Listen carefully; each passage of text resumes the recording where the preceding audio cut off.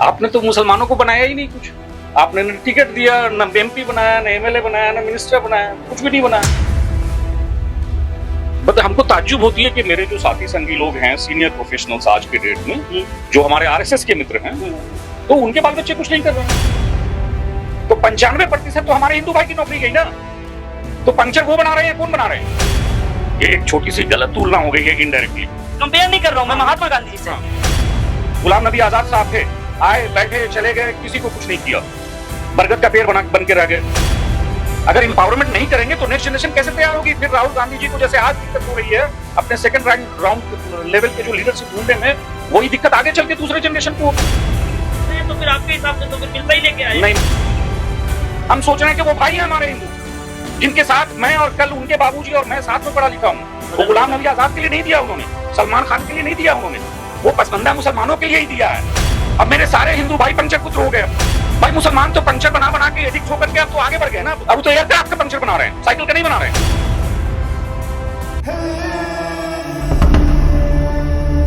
लेकिन जब हम वक्फ बोर्ड में अधिनियम लेकर के आए 2025, तब बहुत से लोग और ये साथ में विपक्ष हमारा विरोध कर रहा है। पहले आप थोड़ा सा इस पर चर्चा कीजिए, आगे हम और भी चीजों पर बात करेंगे।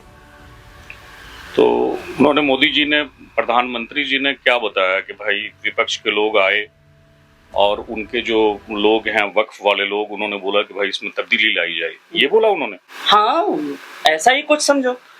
तो अगर उन्होंने करना ही था ये चीज, उन्होंने तो ये भी बोला है कि भाई मुस्लिम जो है वो पंक्चर बनाने वाले रह गए इसलिए कि वक्त में संशोधन नहीं हुआ, भूमाफिया लोग हैं, बोला ऐसा उन्होंने। हाँ बिल्कुल, भूमाफिया लोग बैठे हुए, बिल्कुल उन्होंने पंक्चर बनाने वाले रह गए। बिल्कुल। तो हम मोदी जी से ये पूछना चाहते हैं कि आदरणीय मोदी जी, आप हमारे लिए थोड़ी बने थे प्रधानमंत्री। आपने तो मुसलमानों को बनाया ही नहीं कुछ। आपने न टिकट दिया, न एमपी बनाया, न एमएलए बनाया, न मिनिस्टर बनाया, कुछ भी नहीं बनाया। आप तो बने थे हमारे जो कंट्रीमैन हैं, हिंदू भाई, उनके लिए।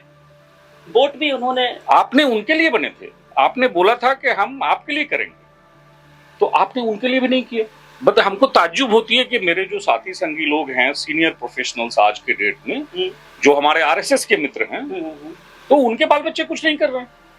तो मैं उनसे बोलता हूं कि भैया तुम कहाँ, तुम्हारी नौकरी है, तुम्हारे बच्चे की नौकरी कहाँ? सिचुएशन ये हो गई है नवेद साहब, मैं बता दूं आपको, क्योंकि हम सब लोग जिस समाज में रहते हैं, हम सारे लोग एक साथ रहते हैं, हिंदू मुस्लिम सिख ईसाई सारे लोग, और सब भाई की तरह रहते हैं हम लोग। जमीनी हकीकत है ये चीज, सही बात है ना। लेकिन मैं तो देख रहा हूं कि इन्होंने हिंदू भाइयों को पंक्चर बनाने वाला बना दिया है मोदी जी ने। मतलब टैग हमें कर रहे हैं कि हम पंक्चर बनाने वाले हैं, वो तो हम थे, बड़ी बात, लेकिन हम इंप्रूव हुए हैं। उन्होंने हमारे हिंदू भाइयों को पंक्चर बनाने वाला बना दिया। कैसे? अब कैसे, उसका डेटा सुन लीजिए अब मेरे से आप। बताइए। उन्होंने बोला कि जब हम पहली बार सरकार बनी 2014 में, मैं हर साल 2 करोड़ नौकरी दूंगा। ठीक है, बोला था ना उन्होंने, या मैं झूठ बोल रहा हूँ? नहीं, आप ठीक बोल रहे हैं। 2000 फिर उन्होंने प्रधानमंत्री बनते ही उन्होंने बोला कि हम 2 साल तक के लिए कोई नौकरी नहीं देंगे, हम कड़ा फैसला उठा रहे हैं। हमारे हिंदू भाई बहन चुप बैठ गए, देश की जनता चुप बैठ गई कि चलो ठीक है भाई, कोई कड़ा फैसला उठा रहे होंगे, मोदी जी हैं तो मुमकिन है। तो 2 साल नौकरी नहीं दिया। ठीक है, अब जब 2 साल नौकरी नहीं दिया तो ये नौकरी किसकी गई? हम नौकरी में 3.73% है मुसलमान कुल, और टोटल जो है माइनॉरिटीज जो है वो 5% है सरकारी में। तो 95% तो हमारे हिंदू भाई की नौकरी गई ना। तो पंक्चर वो बना रहे हैं, कौन बना रहे हैं? भाई नौकरी उनकी गई ना। हाँ। इन्होंने उनको बना दिया पंक्चर बनाने वाला आज के डेट में, और ये उनको खुश करने के लिए बयानबाजी कर देते हैं, राजनीतिक बयानबाजी मोदी जी, कि भाई मुसलमान पंक्चर बनाने वाले रह गए। मुसलमान तो बहुत आगे निकल गए हैं भाई। कैसे? भाई किस सूबे में नहीं है मुसलमान? किस सूबे में नहीं है? हर फील्ड में है वो। और अगर नहीं होते तो जो मोदी जी के जो परम मित्र जो हैं उनके सुदर्शन टीवी वाले, वो कैसे चलाते आईएस जहाज? हाँ। तो भाई हम तो ये टॉप लेवल का बता दिया आपको, आईएस लेवल का। आप आईआईटीज में चले जाएं, आप आईआईएम में चले जाएं, हर जगह पे बैठे हुए हैं मुसलमान हैं। लोग मेहनत कर रहे हैं, थोड़ी सी मेहनत हमको ज्यादा करनी पड़ती है। मेरे हिंदू मित्र बहुत सारे हैं, मुझे मेहनत ये करनी पड़ती है कि उनको 100 में अगर 90 ला करके ऊंचाई पे वो आ जाते हैं, तो 100 में 92 हमको लाना पड़ता है, तब हम 85 के लेवल पे पहुंचते हैं। बहुत बड़ी बात बोल रहा हूं मैं, क्योंकि बहुत सारी चीजें होती है पार्शियलिटी, बट उसके बावजूद भी हम हैं, आगे आए हैं। हमको तकलीफ इस बात का है कि पंक्चर बनाने वाले हम नहीं हैं, पंक्चर बनाने वाले उन्होंने देश की 80% आबादी को कर दिया, हिंदुओं को कर दिया उन्होंने। अच्छा, एक चीज और है, मोदी जी ने एक बात और कही थी, आपने कहा जी पंक्चर पुत्र जी लेकिन मुझे अभी अभी एक मोदी जी का ही एक बयान आ गया याद जी। और मैं आपकी उस बात से एग्री भी हूं कि हाँ, मुसलमान अभी बहुत ऊपर निकल चुके हैं और आपने ये कहा कि ज्यादातर हिंदू भाइयों की नौकरी चली गई है, तो मैं आपकी इस बात से बिल्कुल सहमत हूं, क्योंकि उसका एक जीता जागता उदाहरण ये है कि जो डिप्लोमा होल्डर व्यक्ति हैं, बच्चे हैं, उन लोगों से मोदी जी कह रहे हैं कि भैया ये जो पकोड़े तलना है ये भी एक तरह से रोजगार है। तो मोदी जी तो शुरू से बोलते आए हैं कि मैं गुजराती हूं, मेरे खून में व्यवसाय है। हाँ। तो उन्होंने चाहा कि जैसे हम 8वां क्लास पास हैं, ये उन्होंने इंटरव्यू में बोला था। ये आपको अगर याद होगा तो कांग्रेस के बहुत सीनियर लीडर हुआ करते थे जो पत्रकार भी थे, नाम अभी मेरे ज़हन में नहीं आ रहा है उनका। नहीं, वो इंटरव्यू उनका हमने भी देखा है। हाँ, तो उन्होंने बोला था कि भाई मैं तो 8वां क्लास पास हूं, तो 8वां क्लास पास के हिसाब से जो पकौड़ा बनाने वाले बनवा रहे थे वो, तो उन्होंने बाकी सारे को पकौड़ा बनवाने वाले बना दिया। उन्होंने बोला कि भाई ये भी रोजगार है, ये भी नौकरी है। तो उन्होंने जो सरकारी नौकरी है, प्राइवेट नौकरी है या अपनी रोजगार है, इन चीजों में अंतर ही खत्म कर दिया।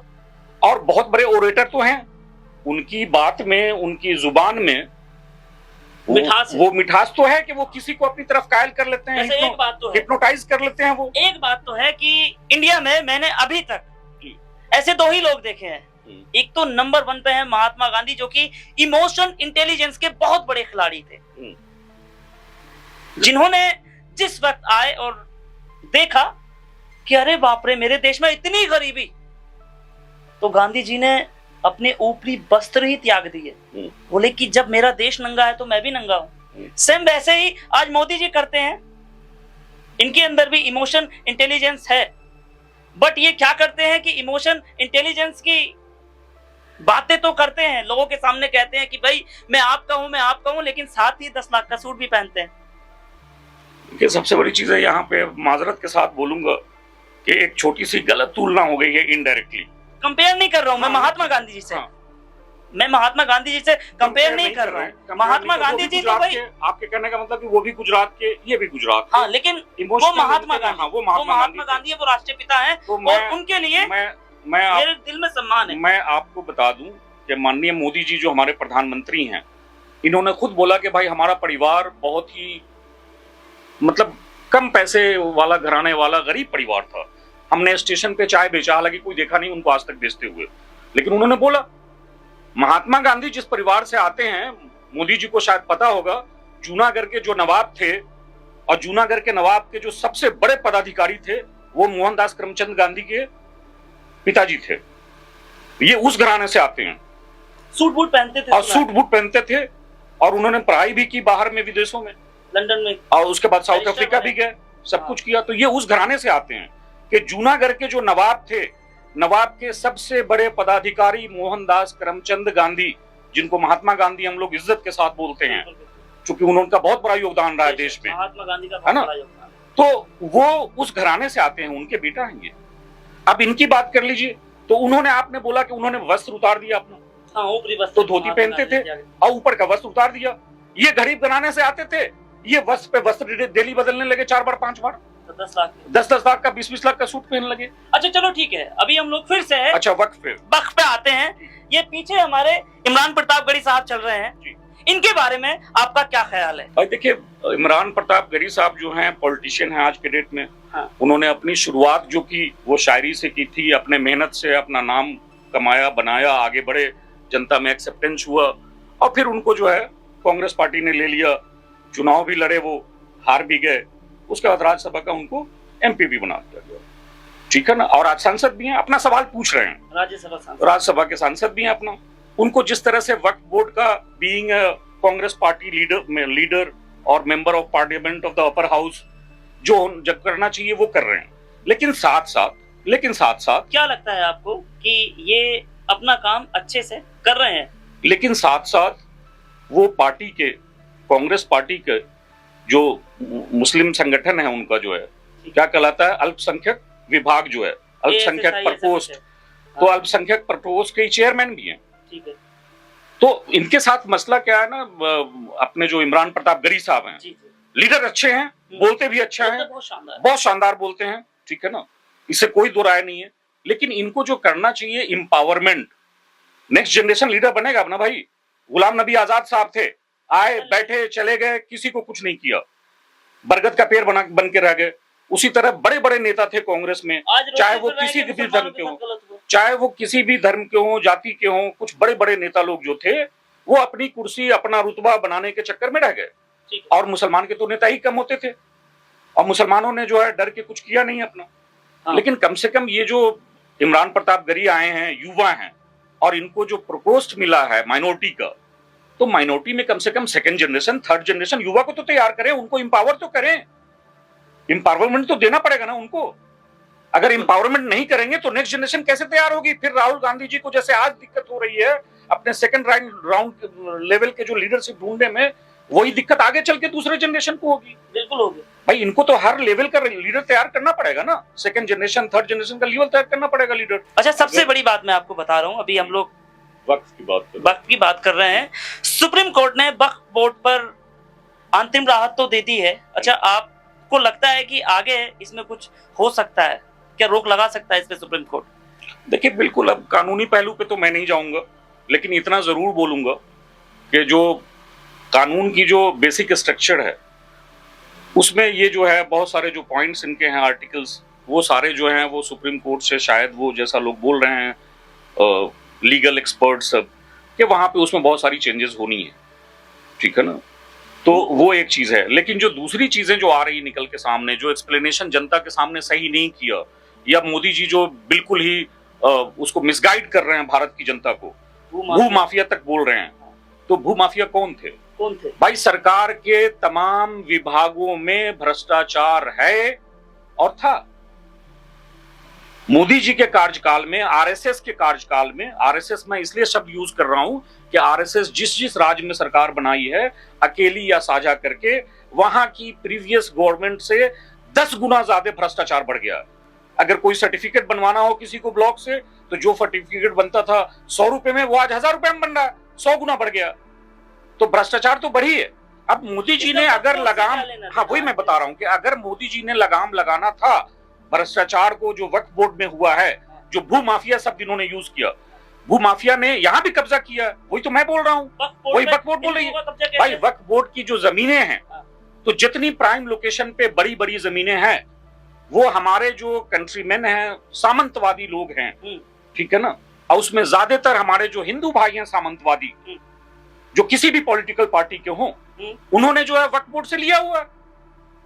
वक्फ बोर्ड से जमीन उन्होंने कोई 1 महीना के रेंट पे, 1 रुपए के महीने के रेंट पे लिया हुआ है, कि 10 रुपए के महीने के रेंट पे लिए हुए हैं, 10-10 बीघा जमीन लिए हुए हैं, 20-20 बीघा जमीन लिए हुए हैं। तो इस पर वक्फ बोर्ड ने कोई एक्शन नहीं लिया, तो यही तो भ्रष्टाचार हुआ है ना। तो फिर तो ये बोर्ड के अच्छे के लिए आ गया। तो वक्फ बोर्ड के जो हमारे पदाधिकारी बैठे हुए हैं, उन्होंने मिल करके इन चीजों को बढ़ावा दिया, तो उनको जो रोकना चाहिए था। तो फिर तो अब जब मोदी जी आए हैं और बोल रहे हैं कि भैया इस बिल में हम पारदर्शिता लेकर के आ रहे हैं, तो फिर आपके हिसाब से तो फिर बिल सही लेके आए? नहीं, मोदी जी पारदर्शिता नहीं ला रहे ना। मोदी जी ने देखा कि भाई वक्फ बोर्ड में बैठे हुए जो पदाधिकारी हैं वो सामंतवादियों पे लुटा रहे हैं, तो वो सामंतवादी पे क्यों लुटाएं? हम अपने मित्र अंबानी अदानी पे लुटा दें। ये लूटने के लिए लेके आए हैं वो तो जो बड़ी बड़ी प्राइम लोकेशंस की जमीन है वो उसको लूटना चाहते हैं। जैसे कोई भी ले लीजिए आप, उनके जो परम मित्र जो हैं, वो यतीम खाना के जमीन पे बना हुआ उनका मकान, हिंदुस्तान का सबसे महंगा मकान। अब बोलने की जरूरत नहीं है, सबको पता है यतीम खाना की जमीन है। उस समय सन 2000 के आसपास में उसकी कीमत 150 करोड़ थी, अब 22 करोड़ में उन्होंने लिखवा लिया, जबकि वक्फ की जमीन कोई किसी को नहीं लिख सकता। तो ये भ्रष्टाचार था। तो भ्रष्टाचार को आप चेक कीजिएगा ना, आप कंट्रोल कीजिएगा ना। या भ्रष्टाचार के लिए आप चाहिएगा कि फला आदमी अगर डकैती कर रहा है तो हम अपना डकैत बैठा दें और वो डकैती करे।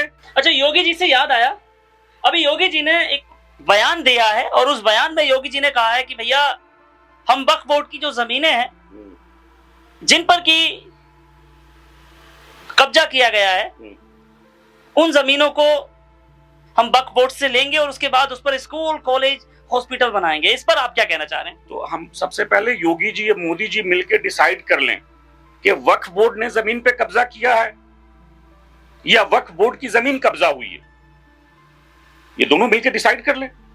अगर वक्फ बोर्ड ने जमीन किसी का कब्जा किया है तो तब योगी जी सही है कि योगी जी उसको छीन लेंगे। लेकिन वक्फ बोर्ड की जमीन अगर कोई भू माफिया कब्जा कर लिया है, जो मोदी जी बोल रहे हैं, जो बोल रहे हैं कि वो जमीन रहती तो हम गरीब मुसलमानों का, पसमंदा मुसलमानों का ये कर देते, वो कर देते, बोल रहे हैं ना वो, तो पहले योगी जी और मोदी जी डिसाइड कर लें कि सही कौन है। सच्चाई ये है कि जमीन वक्फ बोर्ड की है और उस जमीनों पे सामंतवादियों का कब्जा है। उसमें रोल रहा है हमारे जो मुस्लिम वक्फ बोर्ड के पदाधिकारी थे, भ्रष्टाचार किया उन्होंने। अब भ्रष्टाचार करके अपने हिंदू मित्रों को, जो सामंतवादी हिंदू मित्र हैं उनके, उन सबको जैसे तैसे औने पौने में उनको रेंट पे दे दिया। अब उसको कब्जा करवाना चाहते हैं उस पार्टी को, जिसके रेंट में है वो उसको कब्जा में ले ले अपना। तो ये लूट ऐसी मचाना चाह रहे हैं। अच्छा, तो इसीलिए ये लोग वक्फ बाय यूजर्स को नहीं लेके आ रहे हैं, मतलब रद्द कर रहे हैं। वक्फ बाय यूजर को जो है वो रद्द करने का इनका वो दूसरा गेम प्लान है।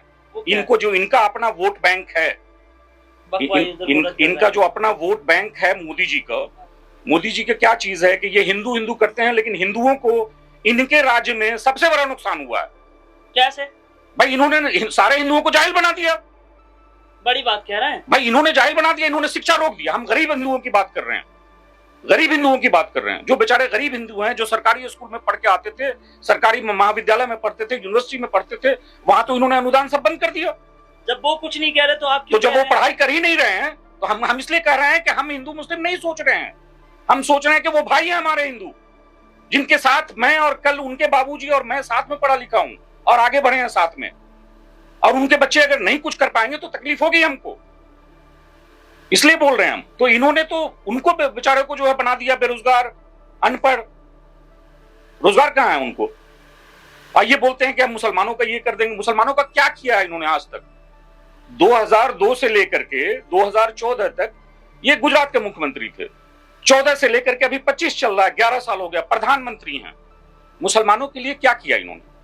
वक्फ बोर्ड बिल लेकर के आए हैं। अच्छा, तो 2025 और इससे क्या हो जाएगा? इससे कौन सा चीज हो जाएगा? ये कह रहे हैं कि पसमानदा समाज के ऊपर लेकर आएंगे। तो ये तो राजनीतिक, पसमानदा समाज का मोदी जी है मुस्लिम समुदाय में। आप मोदी जी को पता ही नहीं है कि ये पसमानदा और अशराफ नाम दिया हुआ भी आरएसएस का है।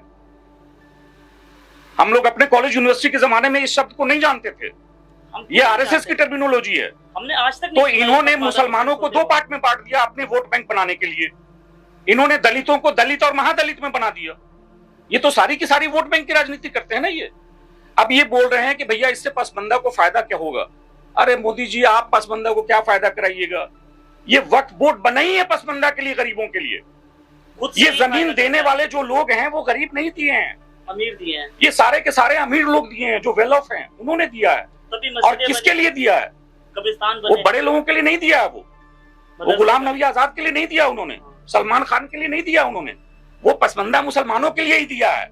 आप तो झूठ बोलते रहते हैं, मोदी जी को तो झूठ बोलने की आदत है। तो ऐसे उनका एक एक चीज चुन के लाते। कभी काम किया उन्होंने देश के लिए? भाई देश के लिए काम कर लेते, हमारे हिंदू भाई के लिए काम कर लेते। ये सारे हिंदू भाई आज के डेट में जो 80% उबर और रैपिडो का बाइक चला रहे हैं और उसके बाद ये कैब चला रहे हैं, वो सब पढ़े लिखे हुए हैं वो। और मोदी जी कह रहे हैं कि पंचर पुत्र मुस्लिम है। तो पंचर पुत्र मुस्लिम है तो इन्होंने तो हिंदुओं को पंचर पुत्र बना दिया ना। भाई पंचर पुत्र तो हमको पहले से बदनाम कर रहे हैं। अब मेरे सारे हिंदू भाई पंचर पुत्र हो गए। जितने जो गरीब हैं हमारे, अगर सामंतवादियों को हम छोड़ दें तो यहां तक कि जो जनरल कैटेगरी के हैं, ऊंची जाति के, ठाकुर हैं, ब्राह्मण हैं, राजपूत हैं, भूमियार हैं, इन सारे के जो गरीब घर के बच्चे लोग हैं वो भी पंचर पुत्र हैं। वो भी पंचर पुत्र हैं। वो दिल्ली में वो बाइक रैपिडो चला रहे हैं। वो यहां तक कि आपको सुन के अजीब लगेगा, आप इंक्वायरी कर लीजिएगा, दिल्ली मेट्रो की जो जितनी भी सुलभ शौचालय वाली जो है ना, वहां काम कर रहे हैं। गरीब हैं लेकिन वो सामंतवादी नहीं है। नहीं तो जैसे कि मोदी जी वक्फ बोर्ड की जमीन को लेकर के गरीब मुसलमानों का भला कर रहे हैं, ऐसे ही अभी मैंने एक रिपोर्ट पढ़ी थी, उसमें बताया गया था कि 20 लाख एकड़ जमीन हिंदू मंदिरों के पास, ट्रस्टों के पास में है। तो मुझे लगता है कि मोदी जी को उस पर भी कुछ सोच लेना चाहिए। उस जमीन से ये जो जो रैपिडो पुत्र हैं बेचारे, इनका कुछ भला कर देना चाहिए। तो मसला ये है कि मोदी जी को गरीब हिंदुओं से मतलब नहीं है। मोदी जी का तो स्लोगन था ना, सबका साथ सबका विकास। अब जनता ने समझ लिया कि भाई मेरा साथ तो मेरा भी विकास। मोदी जी ने ये नहीं बोला था कि भाई दलितों का विकास होगा, ओबीसी का विकास होगा, शेड्यूल ट्राइब्स का विकास होगा, नहीं बोला था उन्होंने बोला था सबका साथ सबका विकास। तो उनका उसमें बोलने का वजह था, वो जो बड़े बड़े जो लोग हैं जो पैसा स्पॉन्सर करेंगे, अंबानी हो गए, अदानी हो गए, बड़े बड़े बिजनेस प्लेयर हो गए, तो ये उनका साथ देने का था। लेकिन गरीबों की तो उन्होंने बात ही नहीं की थी। गरीब लोग सोच लिए कि भाई हमको तो 2 लाख रुपए आ जाएगा, हमको 10 लाख रुपए मेरे अकाउंट में आ जाएगा, 15 लाख अकाउंट में आ जाएगा। आपका आया? अरे मेरा अगर आ जाता तो फिर तो क्या बात थी, तो फिर तो मोदी जी का हम ही यहाँ पे तारीफ कर रहे होते। भाई मोदी जी जो बोले थे अगर वो कर दिए होते तो भारत की जनता तो जय जयकार करती ना।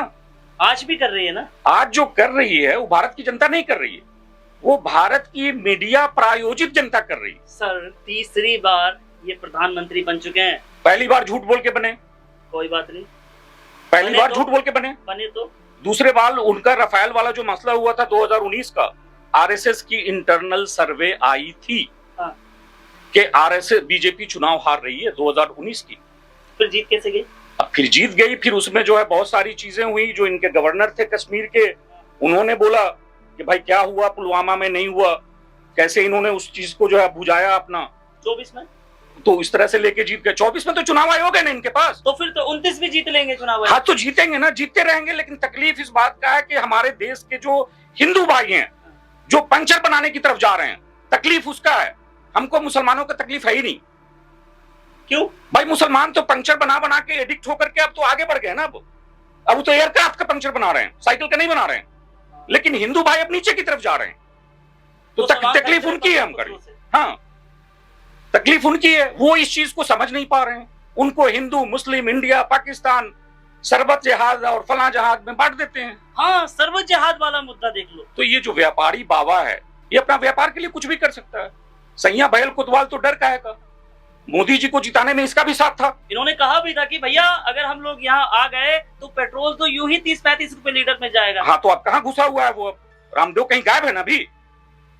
मैं इस वजह से बोल रहा हूँ, शरबत तो अपनी व्यापार कर रहा है ना अपना, वो शरबत बेच रहे हैं, हाँ, अपना व्यापार कर रहा है। और उसकी बहुत सारी प्रोडक्ट जो है वो जो है एफडीए से डिसअप्रूव हो जा रही है, एफएसएसआई से हो जा रही है।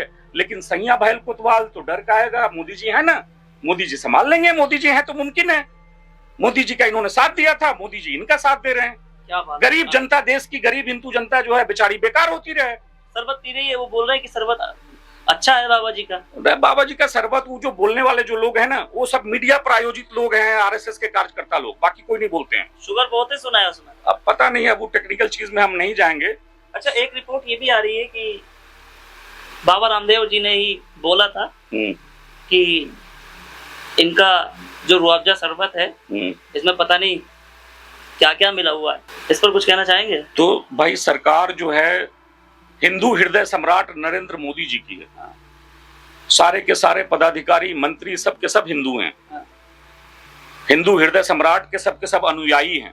तो करवा लें जाके जांच करवा लें ना भाई। ठीक है। अरे भाई ये झूठों की जमात है। 15 लाख का नहीं आया, जो बोला उन्होंने कुछ किया नहीं किया। हाँ लेकिन उनकी एक चीज की तारीफ करेंगे, उनकी एक चीज की तारीफ करेंगे, वो अपने टीम को एम्पावर करते हैं। उन्होंने आरएसएस को बहुत जबरदस्त एम्पावर कर दिया, उन्होंने बीजेपी को जबरदस्त एम्पावर किया। और जब मैं शब्द यूज कर रहा हूं आरएसएस बीजेपी, तो आप इसको हिंदू मत समझिएगा। RSS BJP is not the Hindu. Hindu जो है वो बहुत वाइडर रेंज है, ठीक है ना। ये सिर्फ उनके कार्यकर्ता हैं। जैसे इन्होंने नोटबंदी करके भारत के तमाम जिलों में भव्य आलीशान एयर कंडीशन भाजपा की ऑफिस बना दी, तो एम्पावर किया कि नहीं किया इन्होंने? जितने कार्यकर्ता हैं, जितने नेता हैं आज के डेट में आरएसएस के, बीजेपी के, सबका उत्थान हुआ। नहीं हुआ किसका? तो सिर्फ गरीब हिंदुओं का। और गरीब हिंदू जो हैं वो ऊंची जाति के भी गरीब हिंदू हैं, ओबीसी के तो हैं ही, एससी एसटी तो हैं ही। और हम माइनॉरिटी तो अपने आप को गिनती करते ही नहीं है, क्योंकि मोदी जी ने हमको बोल दिया पंचर बनाने वाले हैं। हाँ। और हमारे पे टैग लगा के पंचर बनाने वाले, वो हमारे हिंदू भाइयों को पंचर बनाने वाला बना रहे हैं। पिछले 10-11 साल से यही कर रहे हैं वो। चलिए अब मुझे निकलना है, मेरी मीटिंग है। यही पे खत्म करते हैं।